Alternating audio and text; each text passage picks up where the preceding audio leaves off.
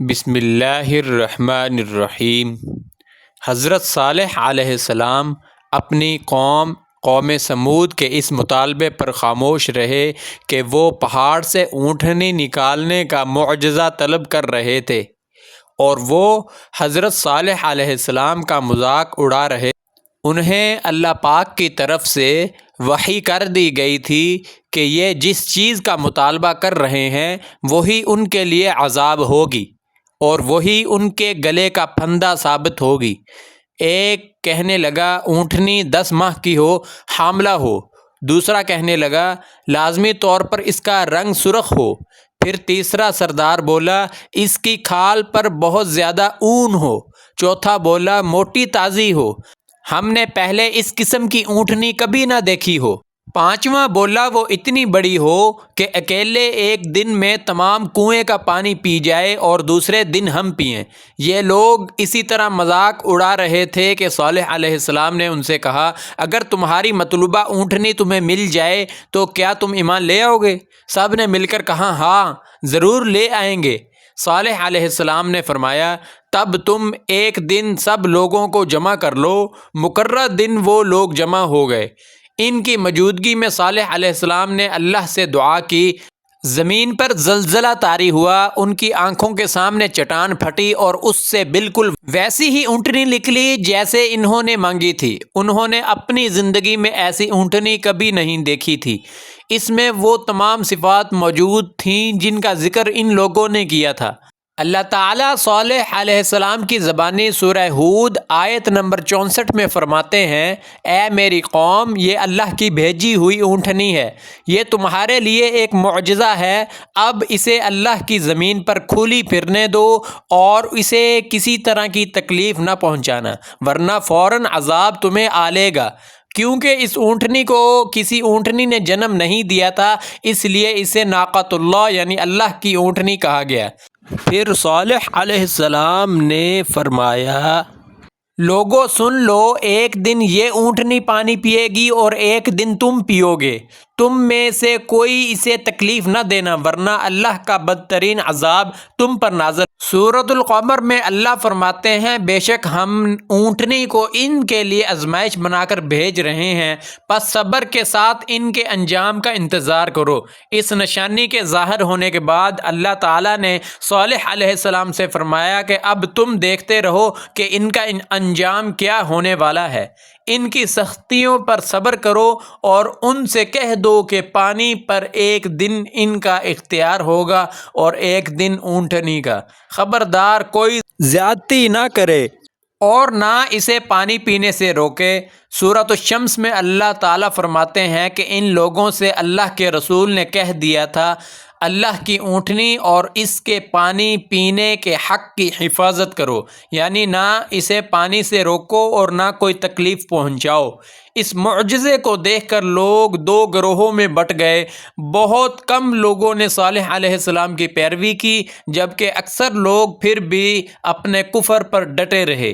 اللہ تعالیٰ فرماتے ہیں کہ انہوں نے خود معجزے کا مطالبہ کیا تھا لیکن اسے اپنی آنکھوں سے دیکھنے کے باوجود ظلم اور کفر پر اڑے رہے۔ سورۃ الحجر آیت نمبر 81 میں فرمایا اور ہم نے انہیں اپنی نشانی عطا کی تھی لیکن وہ ان سے منہ موڑنے والے تھے۔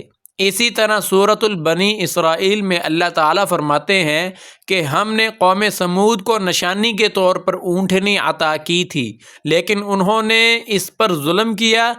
وہ اونٹنی ان میں موجود رہی، جہاں چاہتی چرتی، جب کنویں پر پانی پینے جاتی تو سارا پانی پی جاتی اور لوگ اس کا دودھ پیتے جو سب کے لیے کافی ہوتا تھا۔ ان کی آنکھوں کے سامنے اس نے ایک بچے کو جنم دیا جو بالکل اپنی ماں جیسا تھا۔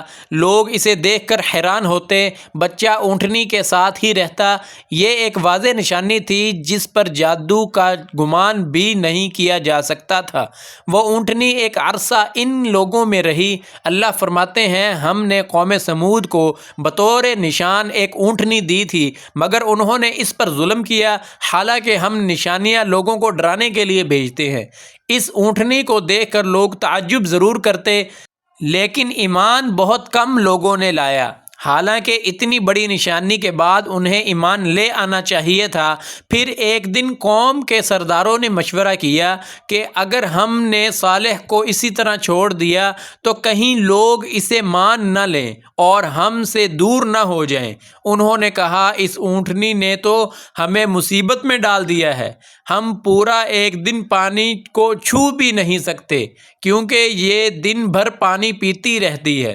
پھر یہ اتنی دیوہیکل ہے کہ اسے دیکھ کر ہماری بکریاں بھاگ جاتی ہیں اور اونٹ خوف زدہ ہو جاتے ہیں، لہٰذا ہمیں چاہیے کہ اس سے چھٹکارا حاصل کریں۔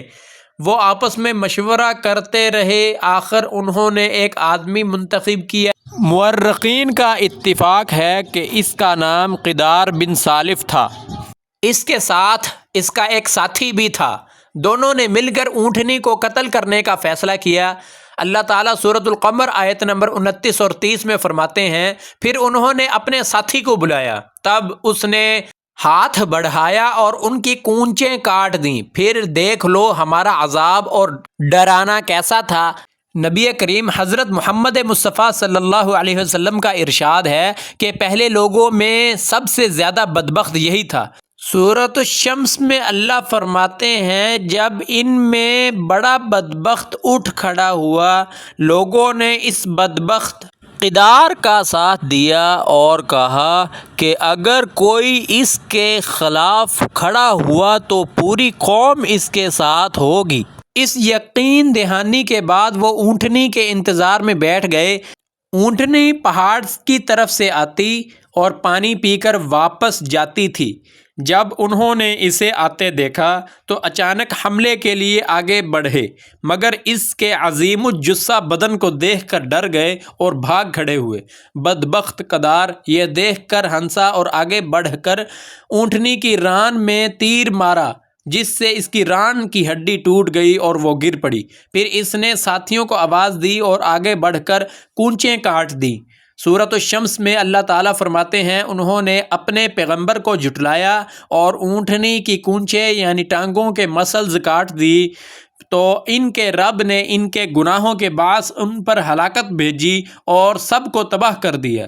ایک اور مقام پر فرمایا کہ پس انہوں نے اونٹنی کو مار ڈالا اور اپنے رب کے حکم کی نافرمانی کی اور کہنے لگے، اے صالح، جس عذاب سے تو ہمیں دھمکاتا ہے، اگر تو سچا ہے تو اسے ہم پر لے آ۔ اونٹنی پر حملہ ہوتے ہی اس کا بچہ بھاگ نکلا اور پہاڑ پر چڑھ کر 3 مرتبہ بلبلایا۔ وہ بدبخت اس کے پیچھے دوڑے اور آخر کار اسے بھی قتل کر دیا۔